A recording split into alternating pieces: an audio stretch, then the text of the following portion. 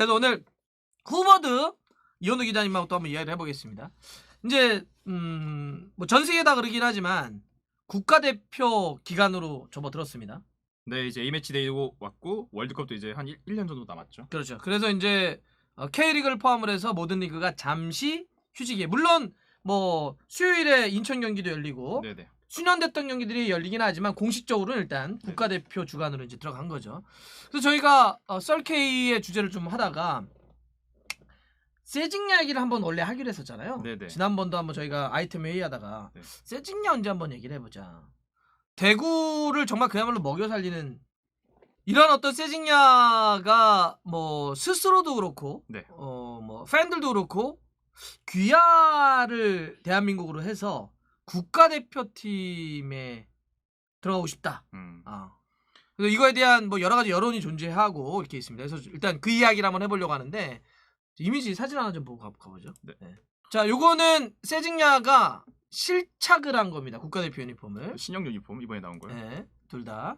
실제 입고 찍은 거예요. 자기 인스타에다 올린 겁니다. 난 준비됐다. 그래서 뭐 본인도 세징야 선수가 나 대표 하고 싶다. 그래서 월드컵 가고 싶다. 한국 대표팀. 뭐 이런 얘기 하잖아요. 네네. 그래서 오늘 이거에 대한 어떤 가능한지, 어떤 절차가 좀 필요한 건지, 본인의 의지는 얼마큼인지, 또 실제 축구협회나 벤투 감독의 또 생각이 있을 거 아니에요? 네. 이런 것들을 한번 정리해서 한번 이야기를 해보겠습니다. 자, 일단 세징야가 어떠한 친구입니까? 세징야 선수를 소개를 하자면요.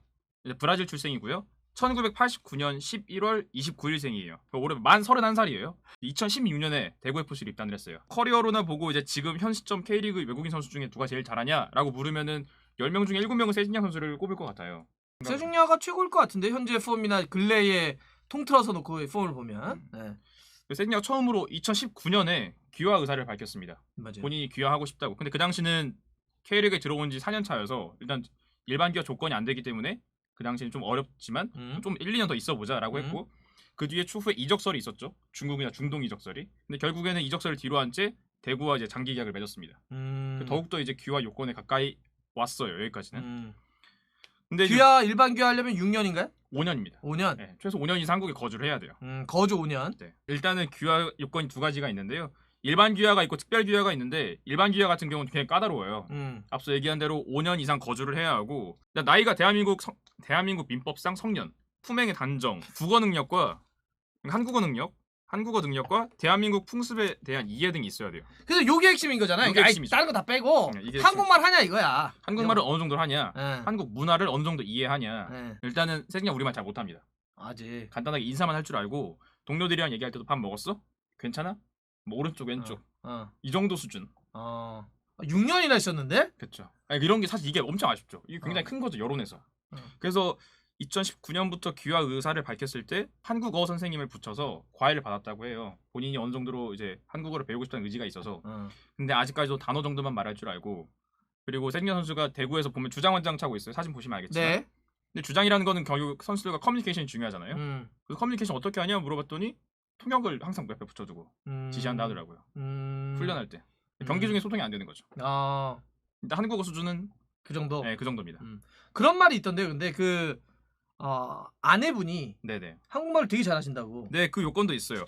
그래서 아내가 만약에 귀화 그쵸. 성공하면은 내가 그 얘기 들었어. 아내가 귀화 성공하면은 그 배우자도 자동으로 귀화 조건이 돼서 귀화가 가능해요. 이게 있대요. 네. 치트키죠. 응. 여기서 그래서 세징야 와이프께서 계속 한국어 공부를 하고 있어요. 말을 좀 하신다고 그러더라고요. 네네네. 네. 귀화에 대한 의지는 확실히 있는 거예요? 네, 세징야 선수는 항상 본인이 먼저 미디어에 어필을 하죠. 귀화 어필을 해서. 아까 사진도 보셨지만 이런 대표팀 유니폼을 입고 사진 찍어서 본인이 의사를 밝힌 거를 대중적으로 보여주는 거고 기자들과 기자회견을 할 때도 뭐 귀화 얘기를 먼저 물어보거나 하면은 항상 본인이 난 진짜 하고 싶다. 나 언제 할 수 있는지 누가 좀 알려줘라. 나 어떻게 할 수 있는 거야? 이렇게 말을 했고 가장 최근에는 벤투 감독과 자기는 언어가 통한다. 그렇지. 포르투기스니까. 네, 벤투는 포르투갈이고 세징야는 브라질 사람이니까 결국은 같은 언어를 쓰잖아요. 그걸 그 치트키를 또 들고 나왔다고? 나 감독님이랑 말 통해. 나 진짜 귀화해서 나 대표팀 하고 싶어. 라는 거를 항상 어필하는 분이에요. 말은 이강인도 통한다, 벤트랑. 오.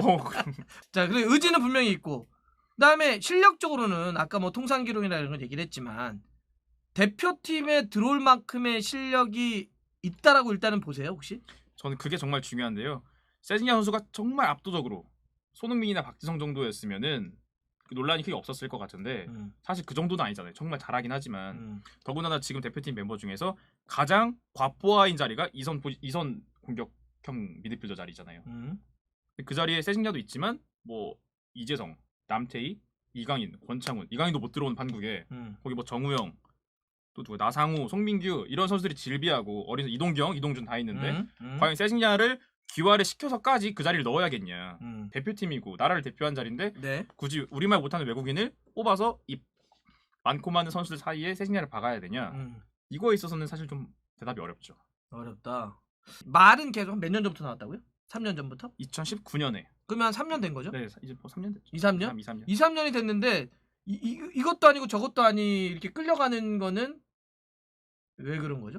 제가 볼 때는 일단은 세징야 선수가 처음 귀화 의사를 밝히고 지금까지 한국어가 늘지 않았어요. 그게. 아 일단 한국어 자기 본인의 노력도 좀 부족했다. 네. 네. 물론 아니 뭐 그러게 생각해보면 이런 거네. 그러니까 귀하고 사실 대표팀 발탁되는 건 엄밀히 냉정하게 얘기하면 별개의 문제잖아요. 별개죠. 귀화는 하든 말든. 그렇죠.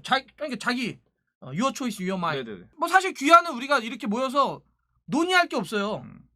그렇잖아. 만약에 뭐 어떤 사람이 귀하를 하겠다고 하면 우리가 대토론회를 펼칠 수는 없잖아. 야, 너 하지 마. 너 안 돼라고 할 만한 할 게 이유가 없죠. 없어요. 특히 세징야한테는. 근데 세징야가 원하는 건 특별 귀화예요. 아 특별 귀하. 특별 귀화가 따로 있는데요. 이거는 특정 분야에서 매우 우수한 능력을 보여준 외국인 선수에게 간소화시켜주는 거죠.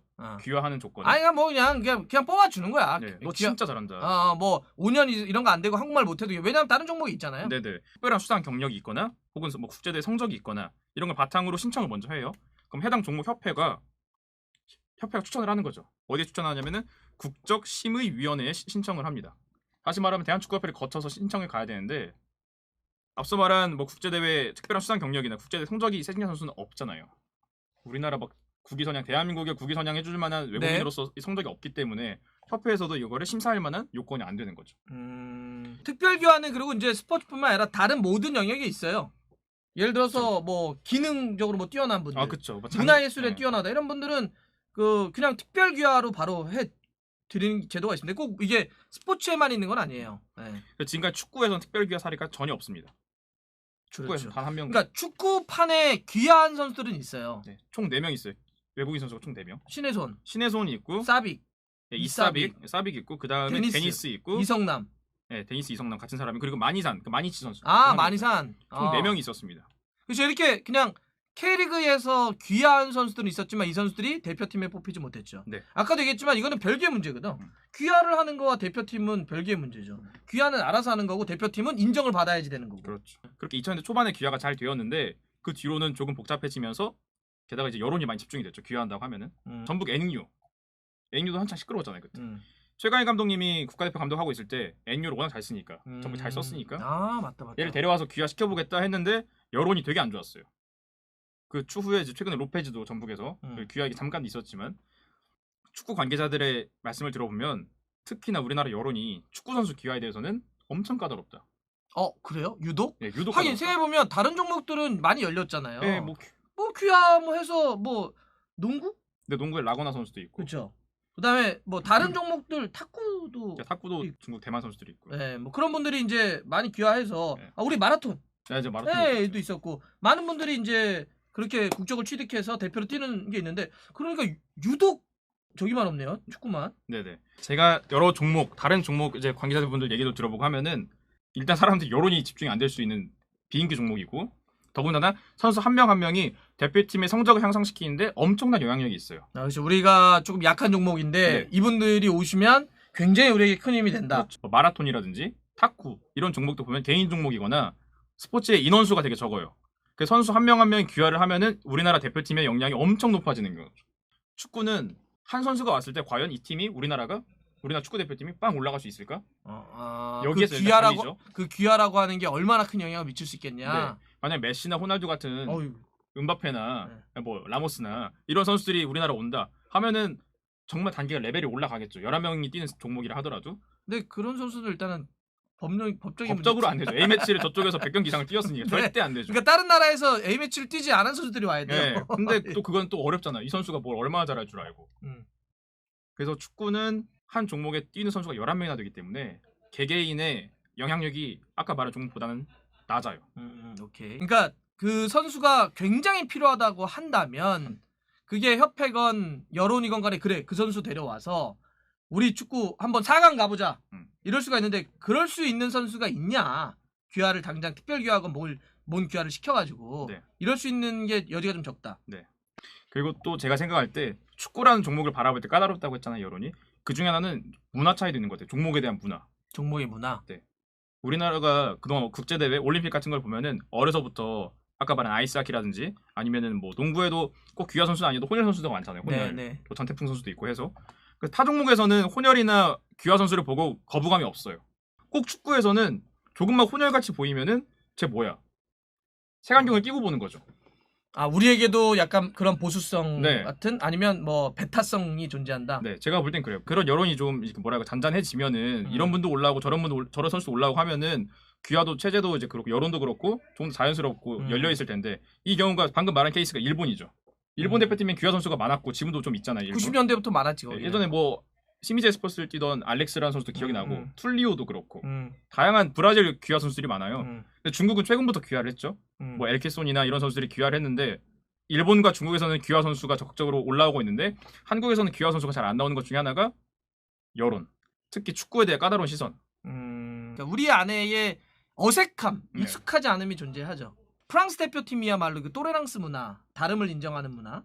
그다음에 워낙 그 이민자들을 통해서 역사적으로 많이 받았기 때문에 그렇죠. 프랑스는 완전한 다민족 국가, 다인종 국가이죠. 음바페. 아니 뭐 얘기할 거 없어요. 그냥 프랑스는 원래 그래요. 프랑스 그 오랫동안 가져왔는데 극우 정당이 한 사람이 그런 얘기를 하죠. 이게 어떻게 프랑스 대표팀이냐. 그랬더니 지단이 그렇게 반격을 합니다. 네가 어떻게 프랑스 정치인이냐. 유럽도 이렇게까지 문을 펼친 게 이렇게 오래되지 않았어요. 국가별로도. 근데 이제 근래 와서 그런 것들이 조금씩 이제 열리면서 풀어지고 있는 건데 우리도 그렇게 익숙하지 않으면 좀 존재하는 것 같아요. 아직까지는. 그 정체성을 어떻게 바라보느냐, 또 그걸 우리가 어떻게 받아들일 것이냐의 문제들이 우리는 아직까지도 한 번도 이런 문제에 대해서 이렇게 좀 더 열어놓고 좀 더 적극적으로 얘기를 해본 적이 조금 적어요. 네. 그래서 아마 저는 이 문제가 딱 그렇게 생각됩니다. 그러니까 귀하는 아니 진짜 세징야가 진짜 하고 싶으면 빨리 공부 좀 해라. 아니면 아까 했던 치트키 안 해 무슨 그건 알아서 해라. 귀하는 귀하가 되면 그 다음부터 그거는 벤투건 누군가의 감독이 그냥 이 테이블에 이름 쭉 깔아놓고 선택하면 돼요. 한국 사람이니까 귀하는 순간 세징야는 한국 사람이에요. 그러면 거기서 실력 좋으면 뽑고 안 뽑으면 아니면 안 뽑으면 되지.